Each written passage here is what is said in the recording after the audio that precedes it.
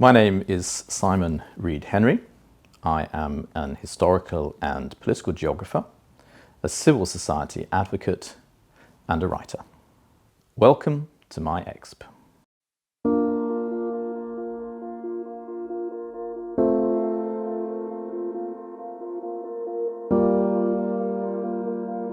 So one of the things that we saw in the pandemic was a flourishing of civic duty. Now, what are civic duties? Civic duties are essentially the ways in which citizens agree to abide by the rules and to contribute to the life of a national society.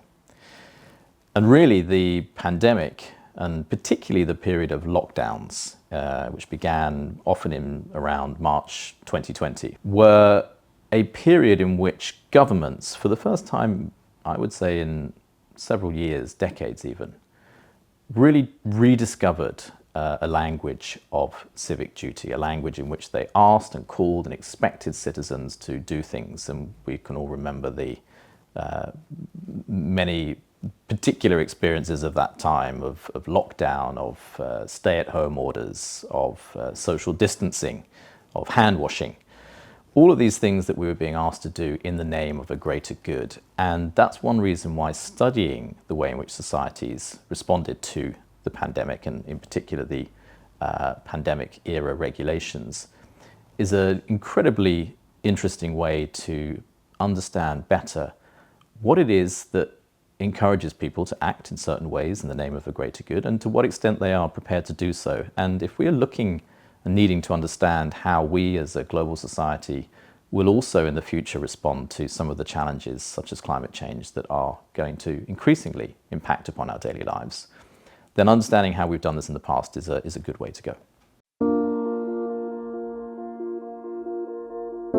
Now, one of the fascinating things about studying people's response to lockdown during the pandemic is that it breaks open one of the, I think, most interesting questions about liberal democratic societies more broadly.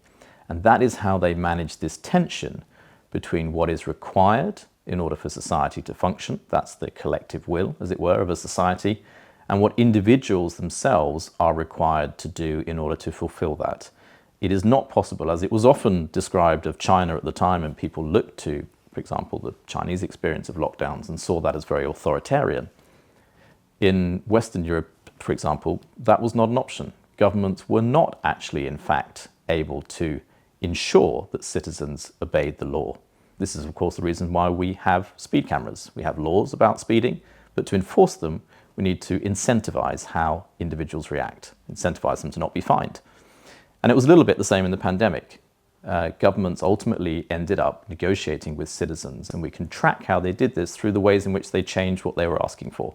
Initially, all of society was required to stay at home. Increasingly, that became a series of tiers of society, the rule of 6. In different settings, different people were asked to do different things. And this became gradually more and more individualized over time. And this is really a classic example, to my mind, of how liberal democratic societies work. They are fundamentally a negotiation over the rights and duties of individuals. They are, in that sense, about how freedom and equality are managed and negotiated over time.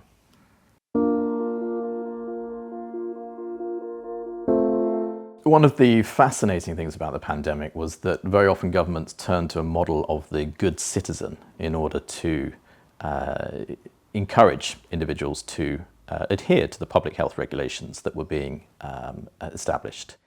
But being a good citizen doesn't always mean obeying the law. A classic example of this is civil disobedience, or the refusal to sign up to serve in the military, for example, conscientious objection. When we transfer that to the context of the pandemic, we see that in many ways, individuals themselves have to negotiate these very thorny questions between what is right and what is wrong, what is individual need and what is collective need. And so the pandemic offers a unique laboratory, almost, for studying how societies adapt to and change to shifting demands from a government. So there are probably very few people who would wish to go back to the pandemic, to what it was like then. But I think there's also very few people who would not recognize that in some ways the pandemic brought us certain things, certain clarity of understanding that there are important elements of our lives, our relationships, our commitments to others that we value, and that perhaps over recent decades we haven't quite had the social or the political language or vocabulary to give full expression to. And partly there are historical reasons for this. There has been over the last 3 or 4 or 5 decades a turn to a focus very strongly on individual rights. That's how societies have organized themselves in the Western world.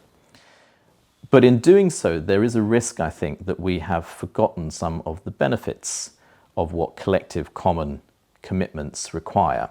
And this isn't to point people into the need to self-evaluate, to become better versions of themselves, to see the benefits of constant self-improvement, which is also something that in neoliberal societies people are frequently encouraged to do.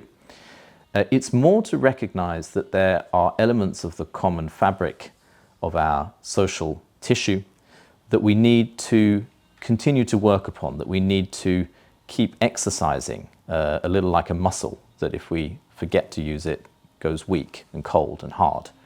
And I think there's something in our society that the pandemic brought back, or at least a recognition of that something in our society, which our study on the resurgence of civic duties in the pandemic is trying to get to the bottom of.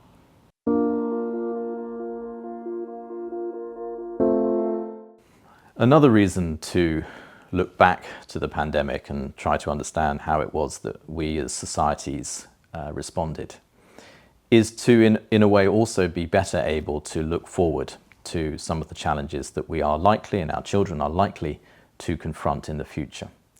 Unless we are able to understand what it is that citizens are willing to do in the name of a greater good cause, and to really get to the bottom of how we can encourage them but not enforce them to do more, then we aren't going to be able to respond at the level, at the scale required in order to mitigate climate change, in order to ensure that our children and their society are adept and resilient in the face of all the challenges they're likely to experience in their lives.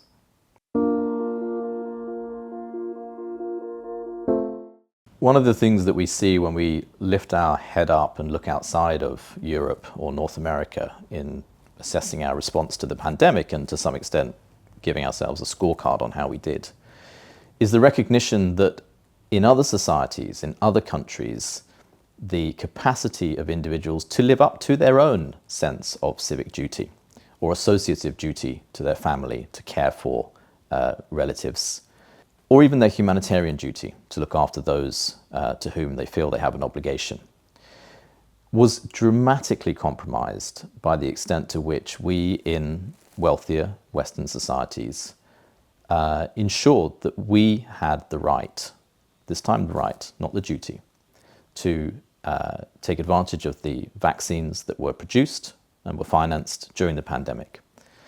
And the distribution, the uneven distribution of vaccines during the pandemic, the differential impact, the uneven impact this placed upon societies around the world is in many ways perhaps the fundamental lesson we need to learn about duties, which is that they operate differently at different scales.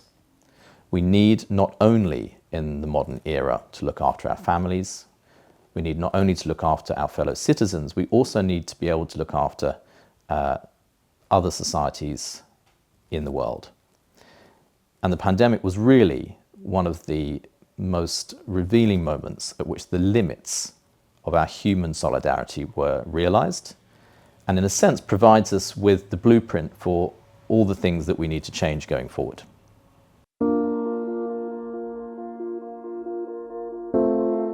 So I think one misconception about the notion of duty is that it is always necessarily predicated upon some prior right.